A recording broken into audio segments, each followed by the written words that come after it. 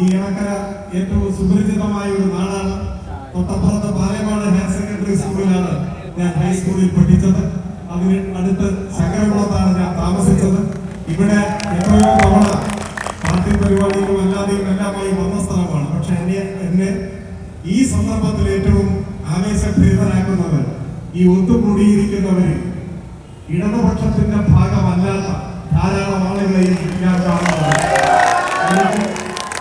എനിക്ക് വ്യക്തിപരമായി തന്നെ അറിയാവുന്ന സ്നേഹിതന്മാർ ഇവിടെയുണ്ട്. നിങ്ങൾ നൽകുന്ന ഈ സ്നേഹവായ്പിന്, ഈ പിന്തുണയ്ക്ക് ഹൃദയപൂർവ്വം നന്ദി പറയുന്നു. അത് ഒരു വ്യക്തി എന്ന നിലയിൽ എനിക്ക് നൽകുന്ന പിന്തുണയല്ലെന്നും മറിച്ച് നമ്മുടെ നാട് കൂടുതൽ മെച്ചപ്പെടാൻ, കേരളം കൂടുതൽ അഭിവൃദ്ധിപ്പെടാൻ, ഒരു നവകേരളം കെട്ടിപ്പടുക്കാൻ ഇടതുപക്ഷം വീണ്ടും അധികാരത്തിൽ വരണം എന്ന നിങ്ങളുടെ ആഗ്രഹത്തിന്റെ കൂടി അടിസ്ഥാനത്തിലാണ് ഈ ഐക്യദാർഢ്യവും പിന്തുണയുമെല്ലാം സ്വാഭാവികമായി രൂപപ്പെട്ടു വരുന്നത്. വ്യത്യസ്തമായ നിലപാടുകളുള്ളവരും നാട്ടിൽ നടക്കുന്ന മാറ്റങ്ങൾ അംഗീകരിക്കുന്നവരാണ്. രാഷ്ട്രീയം ഉണ്ടാവാം, പക്ഷെ മാറ്റങ്ങളെ സ്വീകരിക്കും.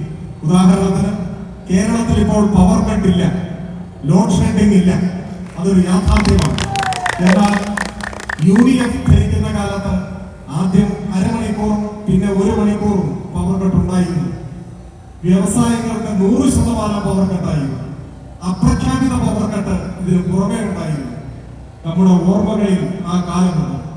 ഒരാൾ UDF-കാരനാണ് എന്നിരിക്കട്ടെ, പക്ഷേ ആ പഴയ കാലം തിരികെ വരണം എന്ന് ആഗ്രഹിക്കുമോ? ഇല്ല. ഉറപ്പായും LDF-ന്റെ ഭരണ നേട്ടങ്ങളുടെ ഭാഗമായി പവർ കട്ടില്ലാതായ, ക്ഷേമ പെൻഷൻ വർദ്ധിപ്പിച്ച് വിതരണം ചെയ്യുന്ന, പള്ളിക്കൂടങ്ങൾ അഭിവൃദ്ധിപ്പെട്ട, ആശുപത്രികൾ ആധുനിക നിലവാരത്തിലേക്ക് വളർന്ന, മലയോര ഹൈവേ ഉൾപ്പെടെ തീരദേശ ഹൈവേ ഉൾപ്പെടെ അങ്ങനെ വികസനത്തിന്റെ 100,000 വാതായനങ്ങൾ തുറന്നിട്ട് ഈ ഗവൺമെന്റ് തുടരണം എന്ന ആഗ്രഹം കക്ഷി രാഷ്ട്രീയത്തിന് അതീതമായി മലയാളികളുടെ ആഗ്രഹമായി മാറുന്നത് അതുകൊണ്ടാണ്. അതുകൊണ്ട് ഈ തിരഞ്ഞെടുപ്പിൽ നമുക്ക് നമ്മുടെ നാടിന്റെ നാളെയെ കരുതി ഒരുമിക്കാം.